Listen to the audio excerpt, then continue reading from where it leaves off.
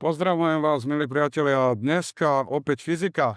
Nebudem komentovať, či ju má niekto z vás obľúbenú alebo nie. Vrhneme sa na to, pretože toto sú celkom praktické úlohy na rovnomerné zrýchlenie a rovnomerný spomalený priamočiary pohyb.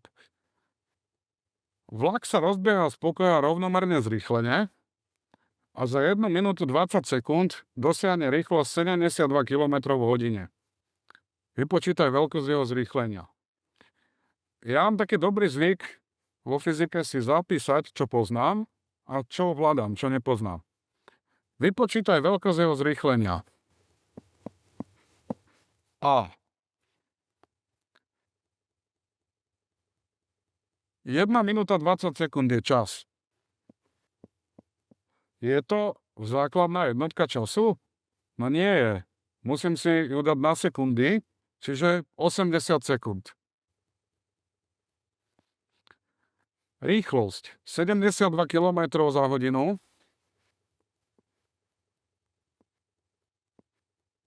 Alebo sa píše kilometr krát hodina na minus prvú. Toto je také ako skôr z nejakých servisných príručiek z auta. Ale to tiež nie je základná jednotka. My máme meter za sekundu.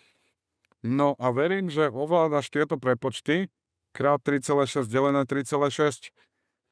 Najlepšie si pamätať, že 10 metrov za sekundu je 36 km za hodinu, alebo 5 metrov za sekundu je 18 km za hodinu. Takže toto bude 20 metrov za sekundu.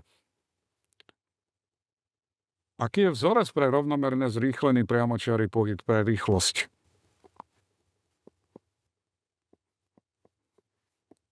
V sa rovná V0 plus AT. Čo je V0? Počiatočná rýchlosť. Aká je počiatočná rýchlosť tohto vlaku? Vlak sa rozbieha z pokoja, takže 0. Nulová rýchlosť. A z tohto máme vyjadriť Ačko, čiže z toho vyplýva A sa rovná V lomeno T. No a keď už mám v základných jednotkách, môžem dosadiť 20/80 nebudeš potrebovať kalkulačku, dajú sem. 20/80 sú 2 osminy, to je 1/4, to je 0,25, že? Čovo? Mne sa to nezmestí, nejdem písať na stenu, napíšem to pod to. Meter krát sekunda na minus druhú. 0,25 meter krát sekunda na minus druhú. To bol príklad na rovnomerne zrýchlený priamočiary pohyb.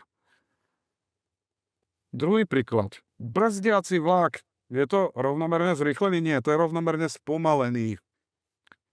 Znížil svoju rýchlosť zo 72 na 18.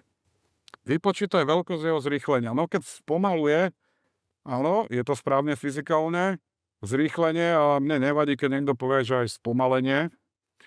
Čo mi ale trošku vadí, keď niekto v prípade rovnomerne spomaleného pohybu dáva záporné to Ačko. Tam je lepšie používať tento vzťah.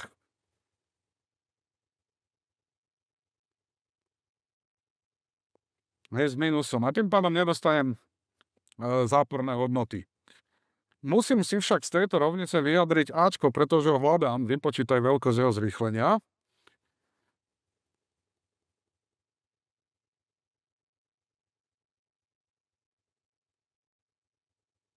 Čiže hodím AT na druhú stranu.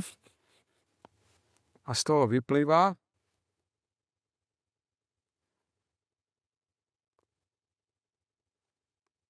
V0 minus V lomeno T. Keď sme mali zadanie, že brzdiaci vlak znížil svoju rýchlosť až zastavil, tak by to V bolo 0, že zastavil. Pozor, nie V0. V0 je počiatočná rýchlosť.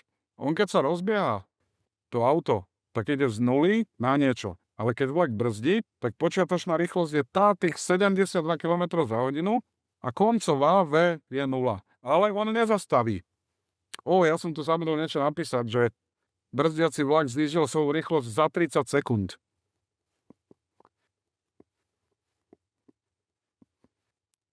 No, čiže dosadím.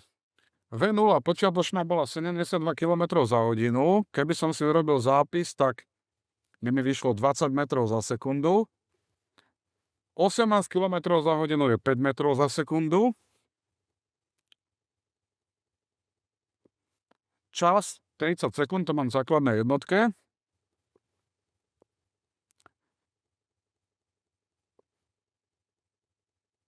To je 15/30, takže 0,5. Čoho?